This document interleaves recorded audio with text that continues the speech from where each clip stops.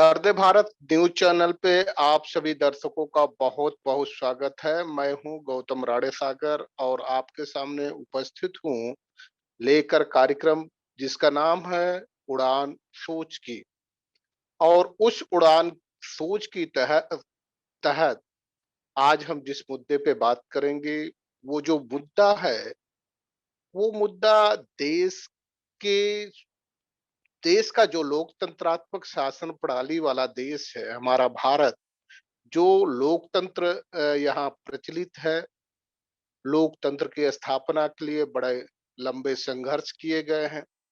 लोकतंत्र स्थापित करने के साथ उसके चार स्तंभ हैं: विधायिका, कार्यपालिका, न्यायपालिका और मीडिया। मीडिया को पहले से ही साजिंदों का रूप दे दिया गया है।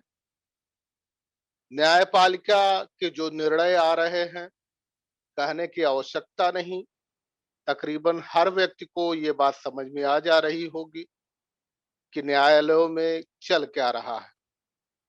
बहुत सारे लोग हैं न्यायालय से ही जो माननीय जज हैं, माननीय जज भी आके कहते हैं कि कोर्ट में जो कुछ चलना चाहिए वो नहीं चल रहा है। जिस हिसाब से कोर्ट को आगे बढ़ना चाहिए, कोर्ट उस हिसाब से आगे नहीं बढ़ रहा है।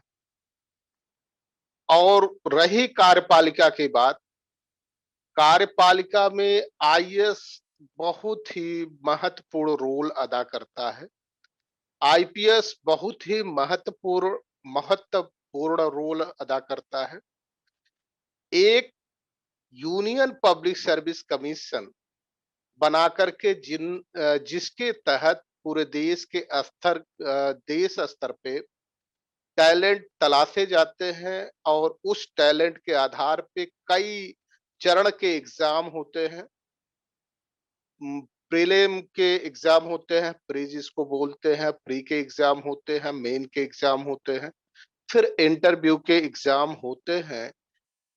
इसके बाद एक लंबे ट्रेनिंग के बाद, चाहे वो लाल बहादुर शास्त्री ट्रेनिंग सेंटर पे हो या फिर हैदराबाद के वल्लभ भाई पटेल ट्रेनिंग सेंटर पे जो ट्रेनिंग की जाती है, कठिन ट्रेनिंग के बाद, ट्रेनिंग से पहले जो यूपीएससी एग्जाम क्रैक करने का जिनको जुनून होता है और अपने जुनून को पूरा करने के लिए संभवतः वो अपना बचपना और अपनी जवानी बर्बाद कर देते हैं, अध्ययन में लगे रहते हैं।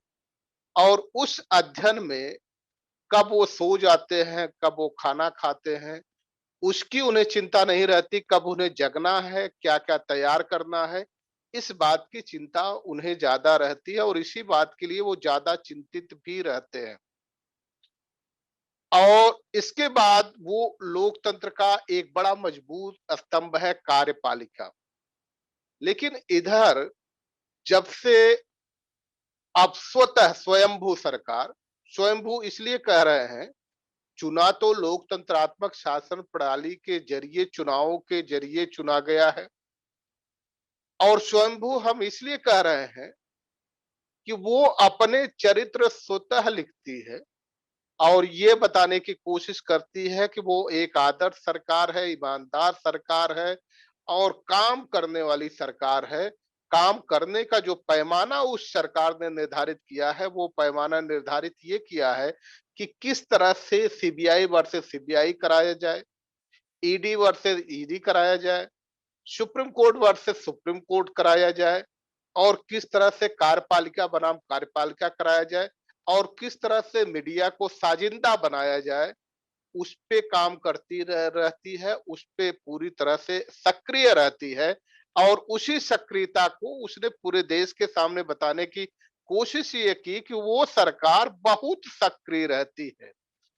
अब हम बात करेंगे कि कितने लंबे संघर्षों के बाद, त्याग के बाद, तपस्या के बाद, तर्पण के बाद ठीक वही स्थिति होती है जैसे अपनी कांति बिखेरने से पहले स्वर्ण को, सोने को एक अग्नि में तपना पड़ता है। संभवतः उस अग्नि का जो टेम्परेचर है 1000 डिग्री से ऊपर का टेम्परेचर होता है जिसमें उसे तपना पड़ता है, उसी तरह से यूनियन पब्लिक सर्विस कमीशन संघ लोक सेवा आयोग का की परीक्षाएं जिसे पास करनी पड़ती है उससे भी ज्यादा उसे तपना पड़ता है। तपने के बाद फिर वो एग्जाम में शरीक होता है। एग्जाम में शरीक होने के बाद प्री क्वालिफाई करता है। प्री क्वालिफाई करने के बाद उसके प्री क्वालिफाई करने के बाद उसके जो क्षमता रहती है, जो वो कोशिश करता है, तैयारी की क्षमता जो उसके पहले रहती है उसमें वृद्धि करता है, उसको दोगुनी करता है, तीन गुनी करता है, फिर जाकर मेन क्वालिफाई करता है। लेकिन मेन क्वालिफाई करने के बाद भी फिर जाकर के कहीं वो इंटरव्यू तक पहुंचता है। तब जाकर के ये सारा तब जाकर के वो आईएएस हो पाता है, आईपीएस हो पाता है। और खास तौर से इधर जिस बात की चिंता थी वही बात इधर ज्यादा हो रही है। अब कार्यपालिका को खत्म करने की कोशिश की जा रही है, क्योंकि कार्यपालिका के जरिए बहुत सारे आईएएस ऐसे आ जाते थे जो सरकार संविधान के प्रतिकूल काम करना चाहती थी, वो उसके मार्ग में रोड़ा बन जाते थे। और वही रोड़ा जब उनके रोड़ा बन जाते थे तो सरकार में जो बैठे हुए लोग हैं शायद उनकी मंशा पूरी नहीं हो पाती। अपनी मंशा पूरी करने के दृष्टिकोण से ही वो अब कार्यपालिका में जो यूपीएससी एग्जाम के जरिए जो ज्वाइंट सेक्रेटरी बनते थे, जो डिप्टी डायरेक्टर बनते थे, उनको लेटरल एंट्री यानी चोर दरवाजे से लाने की कोशिश की जाएगी। और चोरी के काम को अंजाम देने के लिए, पूरी तरह से फलीभूत करने के लिए चोरों को ही लाना पड़ता है। अब चोर दरवाजे से चोरों की जो एंट्री हो रही है वो कार्यपालिका को ध्वस्त करने की एक साजिश है, एक षड्यंत्र है। उस वो षड्यंत्र है जो षड्यंत्र राउंड टेबल कॉन्फ्रेंस में 1930 और 31 में जो राउंड टेबल कॉन्फ्रेंस हुआ, उस षड्यंत्र को बाबा साहब डॉक्टर अंबेडकर पहले ही समझ गए थे। उस षड्यंत्र को यही कह रहे थे, अंग्रेजी से वो भी कह रहे थे, कितने दिनों तक अंग्रेजों का शासन हमने देखा, अंग्रेजों से हमें बड़ी उम्मीद थी। जिस तरह से 1834 से 1838 के बीच में लॉर्ड मैकाले ने शिक्षा पद्धति जो गुरुकुल तक सीमित थी और उसी गुरुकुल में शिक्षा पद्धति होती थी, यानी 3000 सालों से यानी 5000 सालों से जिनको शिक्षा पे विशेषाधिकार था, या ये कहा जाए कि 100% शिक्षा पे उन्हीं का अधिकार था, उन्हीं के लिए आरक्षित था, उन्हीं के लिए सुरक्षित था। वो लोगों को जब 1834 से 1838 के बीच लॉर्ड मैकाले ने सभी लोगों के लिए शिक्षा की व्यवस्था की, तो उसे लॉर्ड मैकाले की शिक्षा को काली शिक्षा का नाम दिया गया। आज वो लोग कहते हैं कि हमें योग्यता चाहिए, हमें कंपटीशन चाहिए, और वो प्रतिनिधित्व देना नहीं चाहते। और प्रतिनिधित्व चूंकि शेड्यूल कास्ट का प्रतिनिधित्व ना हो पाए, बैकवर्ड का प्रतिनिधित्व नहीं हो ना हो पाए, इसी मकसद से लेटरल एंट्री लाई गई है। लेटरल एंट्री लाने के पीछे भी जो मकसद है, इसके पहले ये कहते थे कि हमारे बच्चे इतनी अपनी आंखें थका करके, अपने आप को थका करके, सारे अपनी सुविधाओं को त्याग करके जब वो पढ़ाई करते हैं, इतनी कठिन मेहनत से पढ़ाई करते हैं, वो एग्जाम पास करते हैं, और कुछ लोग ये है केवल रिजर्वेशन के आधार पे आगे बढ़ जाते हैं। तो ऐसे लोगों जो अयोग्य लोग हो जाते हैं, इनकी वजह से कार्यपालिका में जो गुणवत्ता होनी चाहिए वो गुणवत्ता कार्यपालिका में नहीं आ पा रही है। ऐसा जो जो लोग दावा करते थे, उनके दावे पे जोरदार तमाचा मारा है इन लोगों ने। जो शेड्यूल कास्ट के बच्चे थे, बैकवर्ड के बच्चे थे, जोरदार तमाचा मारते हुए ये कहा कि केवल जो 3000 सालों से तुमने शिक्षा पे एकाधिकार कर रखा था, तुम्हारा 100% तुम्हारे लिए गारंटी थी, 100% तुम्हारे लिए रिजर्व था, सुरक्षित था, संरक्षित था। और केवल 70 साल में हमको जो मौका मिला है, मौका मिलने के बाद हमने क्या करके दिखाया वो हम आपको बता रहे हैं।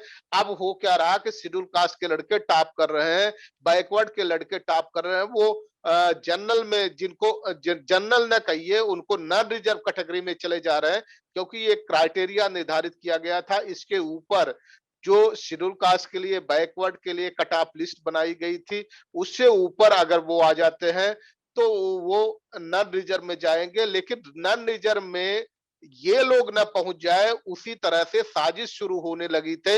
ये आज की शुरुआत नहीं है। जब पहला एग्जाम हुआ था, उस पहले एग्जाम से ही बकायदा इसकी शुरुआत हो गई थी।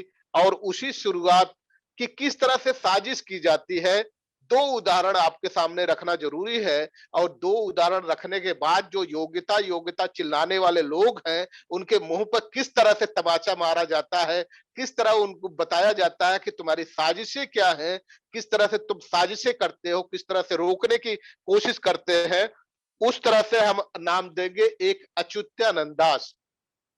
जो अच्युतानंद दास शेड्यूल कास्ट के थे, उनको जब एग्जाम होते हैं, जो एलिमेंट्री एग्जाम होते हैं, जनरल नॉलेज के एग्जाम होते हैं और जनरल एग्जाम जो होते हैं, इन दोनों में जो नंबर देखे जाए, वो अच्युता दास को नंबर मिले थे। एलिमेंट्री एग्जामिनेशन में 80 नंबर, जनरल एग्जामिनेशन में 76 नंबर, जनरल नॉलेज में 79 नंबर। इसके बाद जो ये कंपलसरी सब्जेक्ट थे, उस कंपलसरी सब्जेक्ट की बात है। ऑप्शनल सब्जेक्ट पे आ जाते हैं, तो ऑप्शनल सब्जेक्ट में अच्युतानंद को नंबर मिले थे। फर्स्ट पेपर में 116 नंबर, सेकंड पेपर में 141 नंबर और थर्ड पेपर में 127 नंबर। लेकिन और दो लोगों का यहां, दो लोगों को कोट करना और जरूरी है। एन कृष्णन, जिनको टॉप दिखाया गया, और अनिरुद्ध दास गुप्ता। अनिरुद्ध दास गुप्ता को नंबर मिलते हैं कंपलसरी जो सब्जेक्ट है 105, 68 और 69। अनिरुद्ध दास को नंबर मिलते हैं 75, 100 और 40। ऑप्शनल जो सब्जेक्ट है, ऑप्शनल सब्जेक्ट में जो कृष्णन, एन कृष्णन को नंबर मिलते हैं वो 112 फर्स्ट पेपर में, सेकंड पेपर में 127 और थर्ड पेपर में 121। अनिरुद्ध दास को फर्स्ट पेपर ऑप्शनल सब्जेक्ट में मिलते हैं 78 नंबर, सेकंड पेपर में मिलते हैं 101 नंबर और थर्ड पेपर में भी इनको 101 नंबर मिलते हैं। यानी रिटेन जब एग्जाम होता है, तो रिटेन एग्जाम में जो एन कृष्णन है, उनके मार्क्स आते हैं 602, अनिरुद्ध दास गुप्ता के मार्क्स आते हैं 494 और अच्युतानंद के नंबर आते हैं 619। लेकिन यहां जो चोरों की चोरी शुरू हुई, वहां जो public service commission, union public service commission में, जिसको इंटरव्यू के नाम पे एक चोरी का तरीका बना दिया गया है, साजिश करने का तरीका बना दिया गया है, किस तरह से शेड्यूल कास्ट के लोगों को रोका जा सके, किस तरह से शेड्यूल कास्ट के, शेड्यूल ट्राइब के बच्चों को रोका जा सके, किस तरह से पिछड़े वर्ग के बच्चों को रोका जाए, उनको उसके लिए जो इंटरव्यू का प्रोविजन किया गया है। जब इंटरव्यू होता है, तो इंटरव्यू में एन कृष्णन को नंबर दिए जाते हैं 300 में से 260 और अनिरुद्ध दास गुप्ता को नंबर दिए जाते हैं 360 में से 265। लेकिन अच्युतानंद जी को नंबर दिया जाता है 300 में से 110। परिणाम क्या होता है? एन कृष्णन को 862 नंबर मिल गए, अनिरुद्ध दास गुप्ता को 760 नंबर मिल गए और अच्युतानंद जिनको टॉप करना चाहिए था, उनको केवल 719 नंबर मिले। 110 और 260 जो एग्जाम होते हैं, रिटेन के एग्जाम होते हैं, उस रिटेन के एग्जाम में जो आदमी पिछड़ जाता है, फिसड्डी साबित हो जाता है, उसको इंटरव्यू में 265 नंबर दे करके उस लिस्ट में ला दिया जाता है। जो कभी वो आईएएस बन ही नहीं सकता था, लेकिन उसको लिस्ट में लाया जाता है। अच्युतानंद को कैसे पीछे किया जाता है, ये लिटरल एंट्री के पीछे की एक कहानी क्या है, एक लंबी कहानी है, उस बात को आपके सामने रखना जरूरी है। इसी तरह से जो कृष्णन को टॉप कराया गया, अनिरुद्ध दास गुप्ता को 22वां नंबर दिया गया, पोजीशन दिया गया, जो वो किसी भी कीमत पे इस लिस्ट में नहीं आ सकते थे। और एक घटना ये शेड्यूल कास्ट की बताई, एक घटना हम शेड्यूल ट्राइब की भी बता बता दें आपके सामने। शेड्यूल ट्राइब का भी जो एग्जाम हुआ उसमें नामपई जानमू चोंगा, ये शेड्यूल ट्राइब के पहले आईएएस बने। और इसके बाद रितेंद्रनाथ सेनगुप्ता, इन दोनों का एग्जाम्पल आपके सामने रखना जरूरी है। इस दोनों का एग्जाम्पल इसलिए रखना है कि जो एग्जाम होते हैं उस एग्जाम में ई में, जीई में और जीके में इनको नामपोई जामू चोंगा को 48 नंबर, जीई में 60 नंबर, जीके में 114 नंबर, लेकिन रतेंद्रनाथ सेनगुप्ता को ई में 60 नंबर, जीई में 53 नंबर और जीके में केवल 74 नंबर मिले। इसी तरह मेन के जो ऑप्शनल एग्जाम थे 200 नंबर के होते थे, उसमें फर्स्ट पेपर में 100 चोंगा को 117 नंबर मिले, सेकंड में 58 और थर्ड में 119 नंबर मिले। लेकिन रितेंद्रनाथ सेनगुप्ता को फर्स्ट पेपर में 74, सेकंड पेपर में 119 और थर्ड पेपर में 125 नंबर मिले। अब गेम जो शुरू हुआ वो गेम देखा जाए, इसके बाद एक एडिशनल सब्जेक्ट भी उस समय जोड़ दिया गया। उस एडिशनल सब्जेक्ट में फर्स्ट पेपर में 127 चोंगा को मिले, सेकंड पेपर में 104 और रितेंद्रनाथ सेनगुप्ता को 113 फर्स्ट पेपर में और सेकंड पेपर में 100 नंबर मिले। इनके नंबर हुए चोंगा को 745 और रितेंद्रनाथ सेनगुप्ता के नंबर हुए 694। लेकिन अब गेम यहां शुरू होता है। जब वाइबा हुआ, जिनको इंटरव्यू कहते हैं, हम उसको चोरी करने के एक तरीका मान करके चलते हैं और आप सब लोग भी इस बात को स्वीकार करेंगे कि वो चोरी करने का तरीका है, वो किस तरह से घोड़ों को लगाम लगा करके घोड़े के आगे पूरी जाली लगा करके उनको रोका जाता है और गधों को कैसे आगे बढ़ाया जाता है सिर्फ जात्याभिमान में, वो एक तरीका है वाइबा या इंटरव्यू। उसी तरह से चोंगा को नंबर मिले 300 में से मात्र 160, लेकिन रितेंद्रनाथ सेनगुप्ता को नंबर मिले 240।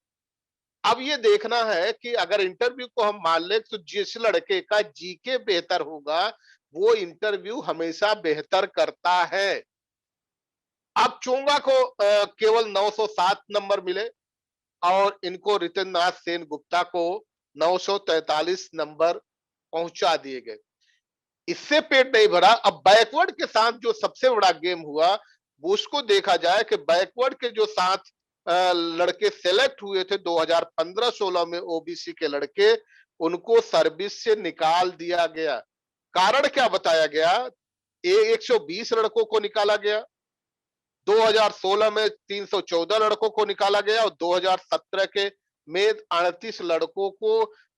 कारण क्या बताया गया कि इनके माँ बाप की जो इनकम है वो इनकम 6 लाख रुपए से के 6 लाख रुपए हो जाती है, तब ये क्रीमी लेयर में आ जाते हैं, इसलिए ये ओबीसी का लाभ ये नहीं उठा सकते। बैकवर्ड के लड़कों के साथ 2015, 2016, 2017 में किस तरह से साजिश की गई, उस साजिश के आधार पे किस तरह से साजिश के आधार पे उनको अलग किया गया, उससे भी नहीं पेट भरा। एक उदाहरण आपके सामने और रखना चाहते हैं कि अगर हम देख ले 1935, तीन तीन उदाहरण आपके सामने रखना चाहते हैं कि किसका कितना रिप्रेजेंटेशन था। जब हम गुलामी में जी रहे थे, अंग्रेजों के शासन में जी रहे थे, तो 1935 में कायस्थों का जो रिप्रेजेंटेशन था, वो कायस्थों का रिप्रेजेंटेशन 40% ब्यूरोक्रेसी में होता था, कार्यपालिका में होता था। जो ब्रिटिश थे उनका 15% होता था, मुस्लिम का 35% होता था। चूंकि एकीकृत था, न उस समय बांग्लादेश बना था न पाकिस्तान बना था, तो एकीकृत था। ब्राह्मण जो थे उनका रिप्रेजेंटेशन 3% था। ठाकुर जो थे उनके अनुपात के अनुसार 7% उनका रिप्रेजेंटेशन था। बनिया का को बनिया ठाकुर बनिया दोनों को मिलाकर के ये रिप्रेजेंटेशन था। शेड्यूल कास्ट का कोई रिप्रेजेंटेशन नहीं था और ओबीसी का भी कोई रिप्रेजेंटेशन नहीं उस समय था, नाम मात्र का था या नहीं के बराबर था। अब एक उदाहरण 1982 का देख ले। 1982 में चूंकि जब देश आजाद हो गया तो कायस्थों की संख्या जो 1935 में थी, जो हिंदू के नाम पे सबसे ज्यादा ये मरे जाते हैं, जो 1935 में 40% थे, इनका कायस्थों का कोई राज तो कोई देश तो नहीं बन गया था ना, जैसे पाकिस्तान बन गया, बांग्लादेश बन गया, तो अब मान ले कि कायस्थ भी इसी तरह उनका कोई राज्य बन गया होगा, उनके कोई देश बन गए होंगे, वो चले गए होंगे तो उनकी जनसंख्या कम हो गई, इसलिए उनका रिप्रेजेंटेशन कम हो गया। तो कायस्थों का रिप्रेजेंटेशन 40% से घट के 7% रह गया। ब्रिटिश चूंकि यहाँ थे नहीं तो उनका 0 हो गया। मुस्लिम 35% से 3.5% पे आ गए, चूंकि ये भी मान ले कि उनके दो दो कंट्री बन गई, पाकिस्तान और वो बन गया। बावजूद इसके हमारा जो सेंसस है, सेंसस ये कहता है कि यहाँ जो मुस्लिम की आबादी है वो 18% है, जबकि और आंकड़े ये कहते हैं कि मुस्लिम की आबादी 21% के आसपास होगी। तो उनकी संख्या, मुस्लिम की संख्या जो कभी 35% हुआ करती थी, वो 3.5% पे आ गई। ब्राह्मण जो 3% होता था 1982 आते आते नौकरियों में, चाहे वो न्यायपालिका हो, कार्यपालिका हो, विधायिका हो, उसमें 70% पहुंच गया। ठाकुर जो 7% था, 3% वाला 70% पहुंच गया। ठाकुर और बनिया जो 7% वाले थे, वो 11.5 पे ही अटके रह गए। अब एससी 6% हो गया, ओबीसी 2% रह गया। इसी तरह 1990 का एक आंकड़ा उठा करके देख ले तो 19 के 90 के आंकड़े के अनुसार जो 82 में कायस्थ 7% था, 90 आते आते वो 2% रह गया। मुस्लिम 3.5% से 1% पे आ गया। ब्राह्मण 70 से 75 पहुंच गया। ठाकुर और बनिया जो 11.5% थे वो 10 पे आ गए। शेड्यूल कास्ट 6% से 8 पे आ गया और ओबीसी 2 से 4 पहुंच गया। अब इसके आगे भी अगर हम देख लें 2016 के आंकड़े को अगर देख लें तो 2016 में 17% के आसपास शेड्यूल कास्ट पहुंच गया। और जो ठाकुर और बनिया की आज भी रिप्रेजेंटेशन जो ब्यूरोक्रेसी में है, न्यायपालिका में है, कार्यपालिका में है, विधायिका में है, उनकी संख्या आज भी 10% से ऊपर नहीं बढ़ पाई है। आज भी ब्राह्मण 70% हर जगह ब्यूरोक्रेसी में 70% के आसपास, चूंकि ये जो रिप्रेजेंटेशन की बात आ गई, यूनियन पब्लिक सर्विस कमीशन में जो schedule caste, schedule tribe, backward को रिप्रेजेंटेशन मिलने लगा, उसकी वजह से उनकी कुछ संख्या बढ़ी, लेकिन आज भी ब्राह्मण 70 का 70 वहां टिका पड़ा है। बावजूद इसके इस तरह से जब ब्राह्मण आज भी टिका पड़ा है और ओबीसी की संख्या आज भी 16% से ऊपर नहीं बढ़ पाई है। अब आप देखिए सबसे बड़ा गेम जो हुआ, जो 829 2019 में 829 कैंडिडेट जो रिकमेंड किए गए थे, अपॉइंटमेंट किए गए, उसमें जो नन रिजर्व वाले थे वो 304 थे। ईडब्ल्यूएस, यहाँ साजिश जो हुई है, इकोनॉमिकली वीकर सेक्शन, क्या फ्रॉड किया गया है। ये संविधान की खिल्ली नहीं उड़ाई गई, संविधान के प्रतिकूल ही काम नहीं किया गया, संविधान के साथ द्रोह ही नहीं किया गया। जो द्रोह संविधान के साथ होता है वो द्रोह देश के साथ माना जाता है, और वही द्रोह राष्ट्रद्रोह की संज्ञा में आता है। ईडब्ल्यूएस जब बनाया गया तो इकोनॉमिकली वीकर सेक्शन बनाया गया, जिनकी आबादी 15% से भी कम है, उनको उसमें से 10% लोगों को इकोनॉमिकली वीकर सेक्शन बनाया गया। अब आप देखिए कि बैकवर्ड के लड़कों को जो 2015 में 120 आईएएस चयनित हुए थे उनको बाहर कर दिया गया। 2016 में 314 लोगों को वापस कर दिया गया। 2017 में 30 आईएएस लोगों को इस आधार पे वापस कर दिया गया कि आपके माँ बाप की दोनों को मिला करके इनकम चूंकि 6 लाख हो जाती है, इसलिए आप आप क्रीमी लेयर में आ जाते हैं। लेकिन अगर सवर्ण है तो उसकी इनकम 8 लाख होगी, तब भी वो वीकर सेक्शन में आएगा, इकोनॉमिकली वीकर सेक्शन में आएगा। ये संविधान का कौन सा आर्टिकल कहता है? संविधान का कौन सी अनुसूची ये कहती है? प्रश्न यही उठता है। ये साजिश जो बनाई गई है, 78 ईडब्ल्यूएस के लोगों को लाए गए, ओबीसी के 255, शेड्यूल कास्ट के 129 और शेड्यूल ट्राइब के 67 लोगों को रिकमेंड किया गया। रूल जो हमारे यहाँ संविधान का जो आर्टिकल है 16, 4 और 5, उसके आधार पे इनको आगे आगे लेके आए, इनका चयन किया गया।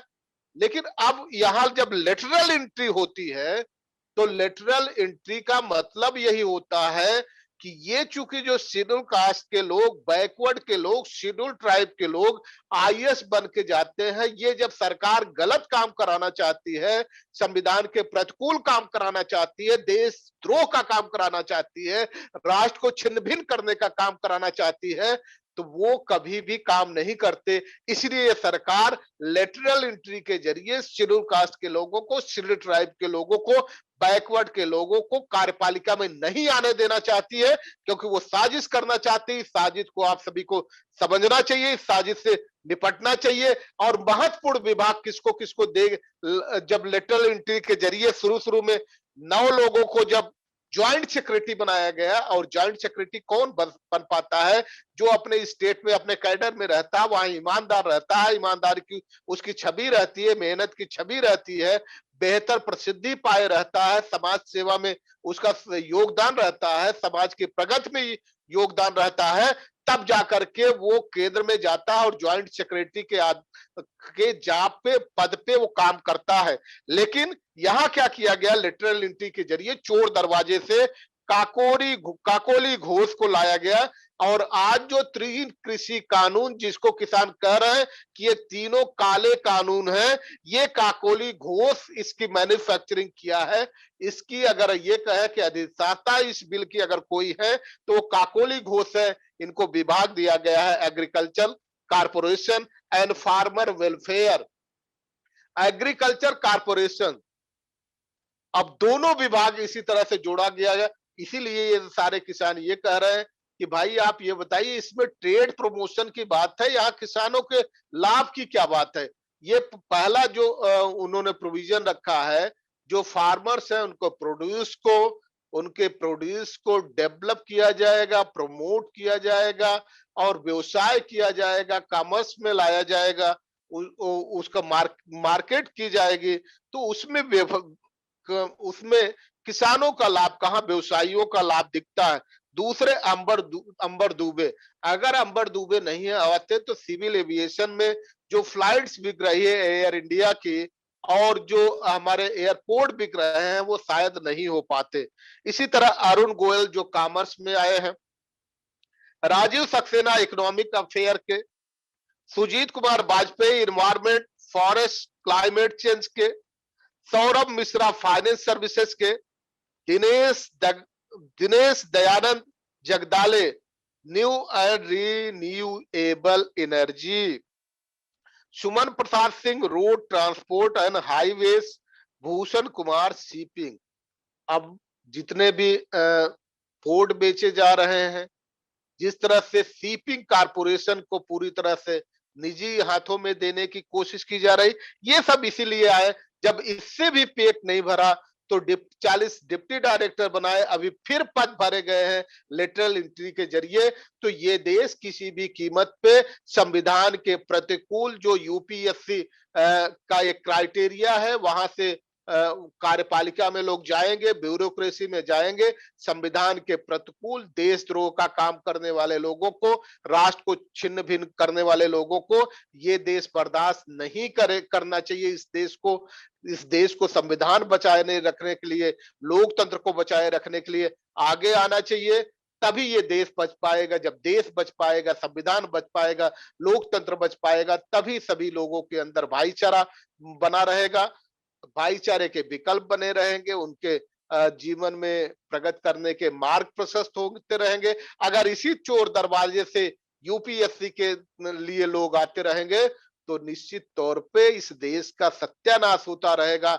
ये देश फिर एक गुलामी की कगार पे चला जाएगा, जो जिन लोगों के हाथ में है। अगर आप हिंदू हारों को, जिन हिंदू हिंदू की बात कर रहे हैं, हिंदू हारों की बात की जाए, कायस्थ हिंदू नहीं है क्या? राजपूत हिंदू नहीं है क्या? बनिया हिंदू नहीं है क्या?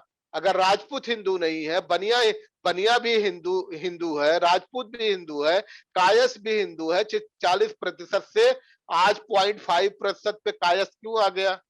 और जो राजपूत अगर हिंदू है, बनिया हिंदू है, तो उसकी आबादी तो 7% है, और दोनों की जोड़ दी जाए तो 10% के आसपास आबादी है। तो उन्हें 10% आबादी के लोगों को क्यों नहीं 40% की नौकरियां मिली?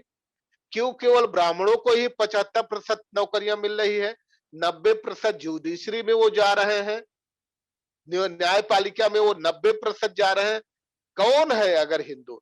ये हिंदू हिंदू की रट लगाने वाले लोग, जो ये कहते हैं कि राम राज की स्थापना करेंगे, राम राज लाएगा, तो इसका मतलब, राम राज का मतलब है राजतंत्र लाना चाहते हैं, लोकतंत्र को खत्म करना चाहते हैं। आप सभी को सचेत रहने की जरूरत है। आप सभी को बहुत बहुत धन्यवाद। सभी को नमस्कार, जय भीम, नमो बुद्धाय, जय संविधान, जय भारत, जय लोकतंत्र।